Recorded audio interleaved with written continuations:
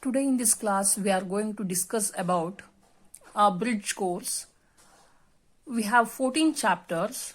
Under that, in unit 1 and chapter 1, what are the concepts we are going to discuss? Simple definitions and their properties we have to discuss. In first unit, first chapter will be electric charges and fields. Number of hours will be 9 hours and total marks will be 8 marks. Now, under this chapter, there exist two words. One is electric charges and second term is electric fields. Then, under this chapter, we are going to discuss some definitions. First one is electric charge.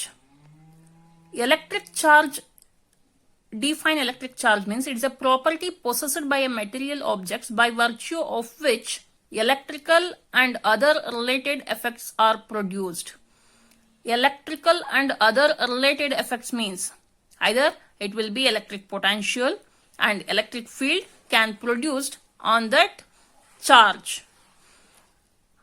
Other definition will be, ಇನ್ನೊಂದು definition ಇದೆ, it's a property, electric charge is a property by virtue of which it can attract light objects like iron, piece of paper, hair, etc. ಇನ್ನೊಂದು definition ಏನಂತ ಹೇಳುತ್ತೆ, electric charge ಅಂದ್ರೆ it's a property under which it can attract light objects like iron ಅಂದ್ರೆ magnetised materials ಅಂತ ಬರುತ್ತಲ್ವಾ ಅದು. Next hair, tiny particles and pieces of papers, small pieces of papers ಅಂತ ಹೇಳ್ತೀವಿ. That is called as electric charge. Electric charge, the SI unit of electric charge will be coulomb. Then we are going to discuss in that chapter will be properties of charges. I have to write some simple properties. Other than these, so many properties are there. But today we are going to discuss about some small properties and simple properties and very, very important properties. First one is charge is a scalar quantity. Scalar quantity means it has only magnitude but no direction. Charge has magnitude but no direction. It can be written as a number with its unit. For example, 5 coulomb ಅಂತ ಹೇಳ್ತೀವಿ ಚಾರ್ಜ್ಗೆ. ಈಗ 5 is a number. It's a scalar. Coulomb is its unit. It's a scalar quantity. Charge is additive. Second property will be charge is additive. Additive ಅಂತ ಹೇಳಿದ್ರೆ ಏನು? Charge ಯಾಕೆ additive ಆಗುತ್ತೆ? Total charge in the system is equal to the algebraic sum of all the charges on that system ಅಂತ ಹೇಳ್ತೀವಿ. ಅಂದ್ರೆ total charge ಯಾವುದೋ ಒಂದು ಸಿಸ್ಟಮ್ ಅಲ್ಲಿ ಒಂದು ಸಿಸ್ಟಮ್ ತಗೊಂಡಿರ್ತೀವಿ, ಐಸೋಲೇಟೆಡ್ ಸಿಸ್ಟಮ್ ಅಂತ ಹೇಳ್ತೀವಿ. ಆ ಸಿಸ್ಟಮ್ ಅಲ್ಲಿ ಟೋಟಲ್ ಚಾರ್ಜ್ ಯಾವ್ದಕ್ಕೆ ಈಕ್ವಲ್ ಆಗಿರುತ್ತೆ ಅಂದ್ರೆ ಸಮ್ ಆಫ್ ಈಚ್ ಚಾರ್ಜ್. ಆ ಸಿಸ್ಟಮ್ ಅಲ್ಲಿ ಎಷ್ಟು ನಂಬರ್ ಆಫ್ ಚಾರ್ಜಸ್ ಇರುತ್ತೆ ಅಷ್ಟನ್ನ ಆಲ್ಜಿಬ್ರಾಕ್ ಸಮ್ ಮಾಡಿದ್ರೆ ಎಷ್ಟು ಆಗುತ್ತೆ ಅದಕ್ಕೆ ಟೋಟಲ್ ಚಾರ್ಜ್ ಈಕ್ವಲ್ ಆಗಿರುತ್ತೆ ಅಂತ ಹೇಳ್ತೀವಿ. Hence that is charge is additive. Third property, charge is quantised. Quantised ಅಂತ ಹೇಳಿದ್ರೆ all free charges are integral multiple of electronic charge ಅಂತ ಹೇಳ್ತೀವಿ. Q equals N into e ಅಂತ ಹೇಳ್ತೀವಿ. Q ಅಂದ್ರೆ ಈ ರೀತಿ ಇದೆ, ಅದು Q ಮೀನ್ಸ್ ಫ್ರೀ ಚಾರ್ಜ್ ಅಂತ ಹೇಳ್ತೀವಿ. N is integral multiple. Integral multiple ಅಂದ್ರೆ ಐದರ್ ಇಟ್ ಕ್ಯಾನ್ ಬಿ 0, 1, 2, 3, 4, 5 ಆ ರೀತಿ ಸೊ ಆನ್ N ತನಕ ಇರುತ್ತೆ. N ವ್ಯಾಲ್ಯೂ ಎಷ್ಟಾದ್ರೂ ಹಾಕೋಬಹುದು. ಇ ಅಂದರೆ electronic charge or basic charge. Electronic charge or basic charge value ಎಷ್ಟಿರುತ್ತೆ ಅಂದ್ರೆ 1.6 into 10⁻−19 coulomb. It's value is constant ಅಂತ ಹೇಳ್ತೀವಿ. Next property will be charge is conserved. Charge is conserved ಅಂದ್ರೆ ಚಾರ್ಜ್ ಕಾನ್ಸ್ಟೆಂಟ್ ಇರಬೇಕು on that system. The total charge on the system is constant ಅಂತ ಹೇಳ್ತೀವಿ. ಅದಕ್ಕೆ ಇನ್ನೊಂದು ಟರ್ಮ್ ಅಲ್ಲಿ charge can neither be created nor be destroyed. It can be transferred from one body to another body ಅಂತ ಹೇಳ್ತೀವಿ. Next, like charges repel each other and unlike charges attract each other ಅಂತ ಹೇಳ್ತೀವಿ. Charges ಅಲ್ಲಿ ನಿನ್ನೆ class ಅಲ್ಲಿ madam ಹೇಳಿದ್ದಾರೆ simple ಆಗಿ there are 2 types of charges, one is positive charge and another one is negative charge ಅಂತ. ಇಲ್ಲಿ positive charge ಅಂತ ಹೇಳಿದ್ರೆ ಎರಡು ಪಾಸಿಟಿವ್ ಚಾರ್ಜ್ ಇದ್ರೆ ಎರಡು ಸೇಮ್ ಅಂದ್ರೆ ಲೈಕ್ ಚಾರ್ಜಸ್ ಆಗುತ್ತೆ. ಎರಡು ಪಾಸಿಟಿವ್ ಅಥವಾ ಎರಡು ನೆಗೆಟಿವ್ ಚಾರ್ಜಸ್ ತಗೊಂಡಾಗ ಲೈಕ್ ಚಾರ್ಜಸ್ ಆಗುತ್ತೆ. ದೋಸ್ can repel each other.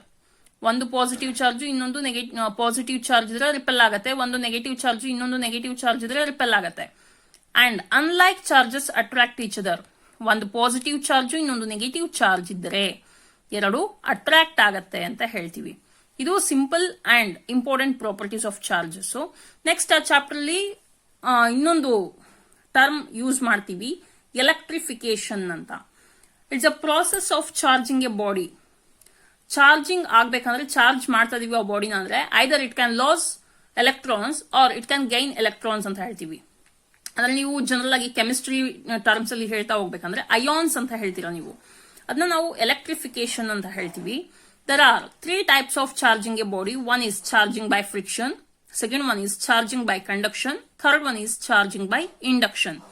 Charging by friction. What is meant by charging by friction? We are rubbed 2 hands. Those 2 hands will be get reded.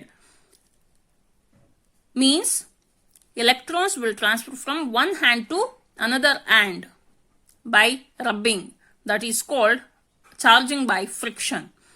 Charging by conduction means if we are considering two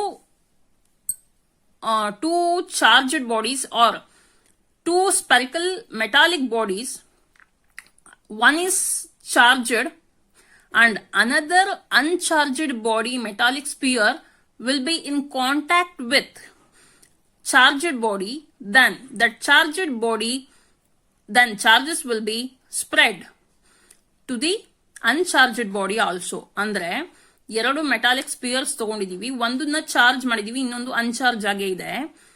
ಎರಡು touch ಮಾಡ್ತಾ ಇದೀವಿ ಅಂದ್ರೆ contact ಅಲ್ಲಿ ಇಡ್ತಾ ಇದೀವಿ ಅಂತ ಹೇಳಿದಾಗ uncharged body ಕೂಡ ಚಾರ್ಜ್ ಆಗತ್ತೆ by transferring charges from charging body to uncharged body. Next charging by induction.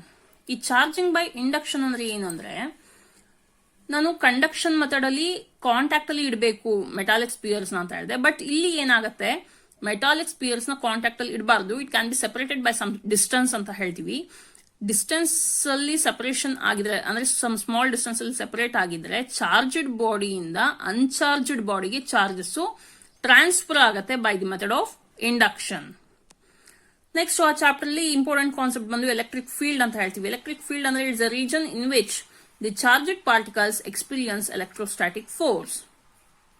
ಯಾವುದೋ ಒಂದು ರೀಜನ್ ಇರುತ್ತೆ, ಅಲ್ಲಿ ಚಾರ್ಜ್ ಇದೆ ಅಂತ ಹೇಳಿದ್ರೆ ಅಲ್ಲಿ ಎಲೆಕ್ಟ್ರೋಸ್ಟಾಟಿಕ್ ಫೋರ್ಸ್ ಎಕ್ಸ್ಪೀರಿಯನ್ಸ್ ಆಗತ್ತೆ. That region is called electric field. Next ಅದರಲ್ಲಿ ಎಲೆಕ್ಟ್ರಿಕ್ ಫೀಲ್ಡ್ ಸ್ಟ್ರೆಂತ್ ಅಂತಂದ್ರೆ ನನಗೆ ಈಕ್ವೇಶನ್ ಬೇಕು, ನನಗೆ ಡಿರೈವೇಶನ್ ಮಾಡ್ಬೇಕಂದ್ರೆ ಈಕ್ವೇಶನ್ಸ್ ಬೇಕಾಗುತ್ತೆ. ಅದಕ್ಕೆ ಎಲೆಕ್ಟ್ರಿಕ್ ಫೀಲ್ಡ್ ಅಲ್ಲಿ ಎಲೆಕ್ಟ್ರಿಕ್ ಫೀಲ್ಡ್ ಸ್ಟ್ರೆಂತ್ ಅಂತ ಇದೆ. ನಾನು ಹೇಳಿದೆ it can experience electrostatic force ಅಂತ, charge can experience electrostatic force ಅಂತ. ಇಲ್ಲಿ ಏನಾಗುತ್ತೆ, ಎಲೆಕ್ಟ್ರಿಕ್ ಫೀಲ್ಡ್ ಸ್ಟ್ರೆಂತ್ ಅಥವಾ ಎಲೆಕ್ಟ್ರಿಕ್ ಫೀಲ್ಡ್ ಇಂಟೆನ್ಸಿಟಿ ಅಂತ ಕರಿತೀವಿ. It is a force experienced by unit positive charge placed at that point. ಆ ಪಾಯಿಂಟ್ ಅಲ್ಲಿ ಎಲೆಕ್ಟ್ರಿಕ್ ಫೋರ್ಸ್ ಎಷ್ಟು ಎಕ್ಸ್ಪೀರಿಯನ್ಸ್ ಆಗ್ತಾ ಇದೆ ಯೂನಿಟ್ ಪಾಸಿಟಿವ್ ಚಾರ್ಜ್ ಅಲ್ಲಿ, ಅದನ್ನ ನಾವೇನಂತ ಕರಿತೀವಿ, electric field strength or electric field intensity ಅಂತ ಕರಿತೀವಿ. ಈಕ್ವೇಶನ್ ಬಂದು electric field E equals F divided by Q naught. Since force is a vector quantity, electric field is also a vector quantity ಅಂತ ಹೇಳ್ತೀವಿ. Next ಅದೇ chapter ಅಲ್ಲಿ ಬಂದು next concept ಬಂದು electric dipole ಅಂತ ಇದೆ. ಎಲೆಕ್ಟ್ರಿಕ್ ಡೈಪೋಲ್ ಅಂದ್ರೆ it's a pair of equal and opposite charges separated by a small distance. Equal and opposite charges ಇಲ್ಲಿ ನಾನು ಬರ್ದಿದ್ದೀನಿ, ಎರಡು ಈಕ್ವಲ್ ಅಂಡ್ ಆಪೋಸಿಟ್ ಚಾರ್ಜಸ್ ಅಂದ್ರೆ ಮ್ಯಾಗ್ನಿಟ್ಯೂಡ್ ಸೇಮ್ ಇರಬೇಕು. ಡೈರೆಕ್ಷನ್ಸ್ ಅಂದ್ರೆ ಅದರ ಮ್ಯಾಗ್ನಿಟ್ಯೂಡು ಸೇಮ್ ಇದೆ, ಬಟ್ ಚಾರ್ಜಸ್ ಆಪೋಸಿಟ್ ಚಾರ್ಜಸ್ ಆಗಿರುತ್ತೆ. ಒಂದು ಪಾಸಿಟಿವ್ ಇನ್ನೊಂದು ನೆಗೆಟಿವ್ ಆಗಿದೆ. ಈಗ ಇಲ್ಲಿ ಏನಾಗ್ತಾ ಇದೆ, those are separated with some small distance. ಅದನ್ನ ರೆಪ್ರೆಸೆಂಟೇಷನ್ ಮಾಡಿರೋದು 2a ಅಂತ ರೆಪ್ರೆಸೆಂಟೇಷನ್ ಮಾಡಿದೀವಿ. ಇದನ್ನ ನಾನು ಡೈಪೋಲ್, ಎಲೆಕ್ಟ್ರಿಕ್ ಡೈಪೋಲ್ ಅಂತ ಕರಿತೀವಿ. ಅದಕ್ಕೆ ಎಕ್ಸಾಂಪಲ್ ಹೈಡ್ರೋಕ್ಲೋರಿಕ್ ಆಸಿಡ್ ಅಥವಾ HCl, carbon monoxide etcetera, carbon dioxide, ಆ ರೀತಿ ಇರುವಂತದ್ದು. Next electric dipole moment. Electric dipole ಇದೆ ಅಂದ್ರೆ ಎಲೆಕ್ಟ್ರಿಕ್ ಡೈಪೋಲ್ ಮೂಮೆಂಟ್ ಆಟೋಮೆಟಿಕಲಿ ಇರಲೇಬೇಕು. ಇದೇ ಡಯಾಗ್ರಾಮ್ ತಗೊಂತಾ ಇದೀನಿ. 2 ಈಕ್ವಲ್ ಅಂಡ್ ಆಪೋಸಿಟ್ ಚಾರ್ಜಸ್ ಅಂದ್ರೆ pair of equal and opposite charges ತಗೊಂತಾ ಇದೀನಿ. ಇಲ್ಲಿ ಏನಾಗುತ್ತೆ, ಮ್ಯಾಗ್ನಿಟ್ಯೂಡ್ ಸೇಮ್ ಇದೆ, ಚಾರ್ಜಸ್ ಆಪೋಸಿಟ್ ಆಗಿದೆ. Those are separated by small distance 2a ಅಂತ ಹೇಳಿದ್ರೆ ಅದಕ್ಕೆ ಪ್ರಾಡಕ್ಟ್ ಮಾಡ್ತಾ ಇದೀನಿ. ಎಲೆಕ್ಟ್ರಿಕ್ ಡೈಪೋಲ್ ಮೂಮೆಂಟ್ ನ ನೊಟೇಷನ್ ಸ್ಮಾಲ್ p ಇಂದ it's a product of magnitude of either of a charge of a dipole and distance between 2 charges of the dipole ಅಂತ ಹೇಳ್ತೀವಿ. ಅಂದ್ರೆ ಪ್ರಾಡಕ್ಟ್ ಮಾಡಬೇಕು ಯಾವ್ದಾವ್ದಕ್ಕೆ, ಐದರ್ ಆಫ್ ಎ ಚಾರ್ಜ್, ಇಲ್ಲಿ 2 charge ಇದೆ, ಅದು ಮ್ಯಾಗ್ನಿಟ್ಯೂಡ್ ಮಾತ್ರ ಯಾವ್ದಾದ್ರು ಸಿಂಗಲ್ ಒಂದು ಐದರ್ of A product of magnitude of either of a charge, ಅದು ಪಾಸಿಟಿವ್ ಚಾರ್ಜ್ ಆದ್ರೂ ಆಗಿರಲಿ ನೆಗೆಟಿವ್ ಚಾರ್ಜ್ ಆದ್ರೂ ಆಗಿರಲಿ ಮ್ಯಾಗ್ನಿಟ್ಯೂಡ್ ಮಾತ್ರ ಮಲ್ಟಿಪ್ಲೈ ಮಾಡಬೇಕು ಯಾವ್ದ್ರ ಜೊತೆ, distance between 2 charges of a dipole. ಈ 2 ಚಾರ್ಜಸ್ ಮಧ್ಯೆ ಎಷ್ಟು ಡಿಸ್ಟೆನ್ಸ್ ಆಫ್ ಸೆಪರೇಷನ್ ಇದೆ ಅದಕ್ಕೆ ನಾನು ಪ್ರಾಡಕ್ಟ್ ಮಾಡಿದ್ರೆ ಅದನ್ನ ಡೈಪೋಲ್ ಮೂಮೆಂಟ್ ಅಂತ ಕರಿತೀವಿ. P equals Q into 2a, where Q is magnitude of either of a charge and 2a is distance between the charges ಅಂತ ಹೇಳ್ತೀವಿ. ನೆಕ್ಸ್ಟ್ ಇದರಲ್ಲಿ next derivations, dipole moment, electric field ಎಲ್ಲ derivations ಬರುತ್ತೆ, Gauss ಲಾ ಬರುತ್ತೆ, ಮತ್ತೆ ಬೇರೆ ಬೇರೆ ಕಾನ್ಸೆಪ್ಟ್ ಬರುತ್ತೆ. ಸದ್ಯಕ್ಕೆ ಸಿಂಪಲ್ ಡೆಫಿನೇಷನ್ಸ್ ಮಾತ್ರ ಹೇಳಿದೀನಿ ನಾನು. ನೆಕ್ಸ್ಟ್ ಸೆಕೆಂಡ್ ಚಾಪ್ಟರ್ ಅಲ್ಲಿ ಬರುವಂತದ್ದು ನೋಡೋಣ. ಸೆಕೆಂಡ್ ಚಾಪ್ಟರ್ ಅಲ್ಲಿ ಎಲೆಕ್ಟ್ರೋಸ್ಟಾಟಿಕ್ ಪೊಟೆನ್ಷಿಯಲ್ ಅಂಡ್ ಕೆಪಾಸಿಟನ್ಸ್ ಅಲ್ಲಿ ಎಲೆಕ್ಟ್ರಿಕ್ ಪೊಟೆನ್ಷಿಯಲ್ ಇಂಪಾರ್ಟೆಂಟ್ ಕಾನ್ಸೆಪ್ಟ್. ಅದರಲ್ಲಿ ಡಿರೈವೇಶನ್ಸ್ ಎಲ್ಲ ಬರುತ್ತೆ. ಎಲೆಕ್ಟ್ರಿಕ್ ಪೊಟೆನ್ಷಿಯಲ್ ಅಂದ್ರೆ ಏನು? It's a work done in bringing a unit positive charge from infinity to that point against electric field ಅಂತ ಇದೆ. ಇಲ್ಲಿ ವರ್ಕ್ ಡನ್ ಮಾಡಬೇಕು. ಫಾರ್ ಎಕ್ಸಾಂಪಲ್ ಇಲ್ಲಿ ಯಾವುದೋ ಒಂದು ಚಾರ್ಜ್ ಇದೆ ಕ್ಯೂ ಅಂತ ತಗೊಂತಾ ಇದ್ದೀನಿ ಅಂತ ಅನ್ಕೊಳ್ಳಿ. ಇಲ್ಲಿ ಯಾವುದೋ ಒಂದು ಚಾರ್ಜ್ ಇದೆ ಕ್ಯೂ ಅಂತ ಕನ್ಸಿಡರ್ ಮಾಡ್ತೀನಿ. ಇಲ್ಲಿ ಯಾವುದೋ ಒಂದು ಪ್ಲೇಸ್ ಇದೆ ಎ ಅಂತ ಕನ್ಸಿಡರ್ ಮಾಡ್ತಾ ಇದ್ದೀನಿ. ಈಗ ಇಲ್ಲಿ ಕ್ಯೂ ಅನ್ನೋ ಚಾರ್ಜ್ ಬಂದು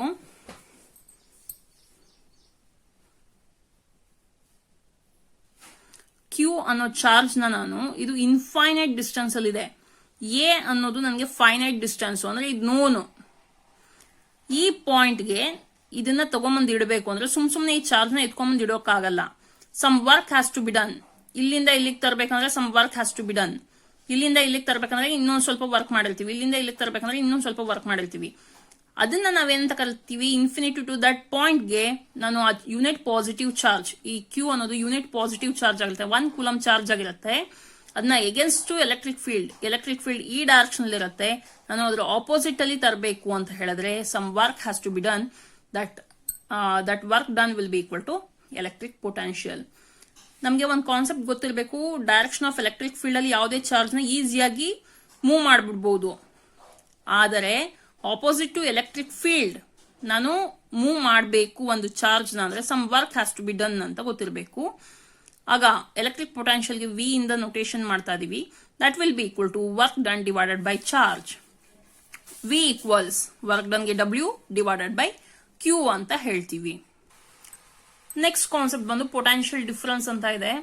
it is the work done in moving a unit positive charge from one point to another point. Potential ಅಂದ್ರೆ ಇನ್ಫಿನಿಟಿಯಿಂದ ತರಬೇಕು, ಪೊಟೆನ್ಷಿಯಲ್ ಡಿಫರೆನ್ಸ್ ಅಂದ್ರೆ from one point to another point. ಇಲ್ಲಿ ಈ ಡೈರೆಕ್ಷನ್ ಎಲೆಕ್ಟ್ರಿಕ್ ಫೀಲ್ಡ್ ಇದೆ. ಇಲ್ಲಿ A ಅನ್ನೋ point ಅಲ್ಲಿ 1 coulomb unit positive charge ಇದೆ. ಈ ಡೈರೆಕ್ಷನ್ ಅಲ್ಲಿ ನಾನು ತರಬೇಕು. ಇಲ್ಲಿ ಪಾಯಿಂಟ್ ಬಿ ಇದೆ, ಎರಡು ಫೈನೈಟ್ ಡಿಸ್ಟೆನ್ಸ್ ಅಲ್ಲೇ ಇದೆ, ಎರಡು ನೋನ್ ಪಾಯಿಂಟ್ಸ್. ಈಗ 1 ಕೂಲಮ್ ಚಾರ್ಜ್ ನ ಎ ಅನ್ನೋ ಪಾಯಿಂಟ್ ಇಂದ ಬಿ ಅನ್ನೋ ಪಾಯಿಂಟ್ ತರಬೇಕು. Some work has to be done against electric field. That is called potential difference. Potential difference ಗೆ if VA is potential across a point A and VB is potential across a point B, we have to bring a unit positive charge 1 coulomb from A to B against electric field. Then potential difference will be VB minus VA. Final potential minus initial potential. ಇಲ್ಲಿ ಮತ್ತೆ derivations ಬರುತ್ತೆ potential ಮತ್ತೆ potential differences ಅಲ್ಲಿ. Next ಅಲ್ಲಿ ಈಕ್ವಿ potential surface ಅಂತ ಎಲ್ಲ ಬರುತ್ತೆ concepts, ಅದರ ಪ್ರಾಪರ್ಟೀಸ್ ಎಲ್ಲ. ಅದ್ರಲ್ಲಿ ನೆಕ್ಸ್ಟ್ ಕಾನ್ಸೆಪ್ಟ್ ಬಂದು ಕೆಪಾಸಿಟರ್ ಅಂತ ಇದೆ. It is a system of 2 conductors separated by a insulator. 2 system of conductor separated by a insulator to charge ಅಂತ ಹೇಳ್ತೀವಿ, ಟು ಸ್ಟೋರ್ ಚಾರ್ಜ್ ಅಂತ ಹೇಳ್ತೀವಿ. ಅಥವಾ capacitor is a device used to store charge ಅಂತ ಹೇಳ್ತೀವಿ. Either ಅದು ಹೇಗಿರುತ್ತೆ, system of 2 conductors ಇಲ್ಲಿ ಸಿಂಬಲ್ ಸರ್ಕ್ಯೂಟ್ ಸಿಂಬಲ್ ಬನ್ನಿ, ಇದು ಒಂದು ಪ್ಲೇಟು, ಇದು ಒಂದು ಪ್ಲೇಟ್, ಮೆಟಾಲಿಕ್ ಪ್ಲೇಟ್ಸ್ ಅಂತ ಹೇಳ್ತಾ ಇದೀನಿ. ಇದರಲ್ಲಿ ಮಧ್ಯ ಸ್ವಲ್ಪ ಗ್ಯಾಪ್ ಇರುತ್ತೆ. ಗ್ಯಾಪ್ ಇದ್ದು ಅಲ್ಲಿ ಇನ್ಸುಲೇಟರ್ ಅಂದ್ರೆ ಐದರ್ ಯಾವ್ದಾದ್ರು ಒಂದು ಪೇಪರೋ ಅಥವಾ ಬೇರೆ ಏನಾದ್ರು ಇನ್ಸುಲೇಟರ್ನ ನಾನು ಇಡ್ತಾ ಇದ್ದೀನಿ. ಏರ್ ಮೀಡಿಯಮ್ ಏನು ಇಲ್ಲ ಅಂದ್ರೆ ಏರ್ ಮೀಡಿಯಂ ಇರುತ್ತೆ, ಅದು ಇನ್ಸುಲೇಟರು ಆ ರೀತಿ ಇರುತ್ತೆ. ಅದನ್ನ ನಾವು ಕೆಪಾಸಿಟರ್ ಅಂತ ಹೇಳ್ತೀವಿ. ಸರ್ಕ್ಯೂಟ್ ಸಿಂಬಲ್ ಈ ರೀತಿ ಬರೆದಿರ್ತೀವಿ. ಕೆಪಾಸಿಟೆನ್ಸ್ ಆಫ್ ಎ ಕೆಪಾಸಿಟರ್ ಅಂದ್ರೆ ಏನು? ಇಲ್ಲಿ first it's a ratio of charge on the capacitor to the potential difference between the two plates of a capacitor. ಇಲ್ಲಿ ಏನು ನಾವು ಕೆಪಾಸಿಟರ್ ಯೂಸ್ ಮಾಡೋದೇ ಟು ಸ್ಟೋರ್ ಚಾರ್ಜ್ ಅಂತ. ಆ ಚಾರ್ಜ್ ಎಷ್ಟಿರುತ್ತೆ ನನಗೆ ಇದು ಕೆಪಾಸಿಟೆನ್ಸ್ ಅಂದ್ರೆ ಏನಂದ್ರೆ it's a ratio of charge on the capacitor. ಎಷ್ಟು ಚಾರ್ಜ್ ಸ್ಟೋರ್ ಆಗಿರುತ್ತೆ ಕೆಪಾಸಿಟರ್ ಅಲ್ಲಿ ಅದು divided by potential difference between the two plates of a capacitor. ಎಷ್ಟು ಪೊಟೆನ್ಶಿಯಲ್ ಡಿಫರೆನ್ಸ್ ಇದೆ ಅದ್ರ ಮಧ್ಯ ಅಂದ್ರೆ ಟೂ ಪ್ಲೇಟ್ಸ್ ಮಧ್ಯ ಅದನ್ನ ಡಿವೈಡ್ ಮಾಡ್ತಾ ಇದೀನಿ. ಆಗ capacitance of capacitor equals charge on the capacitor divided by potential difference. ಚಾರ್ಜ್ಗೆ ಕ್ಯಾಪಿಟಲ್ ಕ್ಯೂ ಅಥವಾ ಸ್ಮಾಲ್ ಕ್ಯೂ ನಾವು ಕ್ಯಾಪಿಟಲ್ ಕ್ಯೂ ಅಂತ ರೆಪ್ರೆಸೆಂಟೇಷನ್ ಮಾಡಿದೀವಿ. ಪೊಟೆನ್ಶಿಯಲ್ ಡಿಫರೆನ್ಸ್ಗೆ ವಿ ಇಂದ ಮಾಡ್ತಾ ಇದೀವಿ. ಹಾಗಿದ್ರೆ C equals Q by V ಅಂತ ಆಗತ್ತೆ.